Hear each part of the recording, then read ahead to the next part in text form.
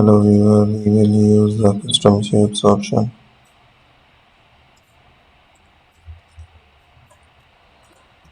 So let's find the designs here. We will use the shape, also make the changes. So here is a different design to add that shape here. Let's try to add a paint.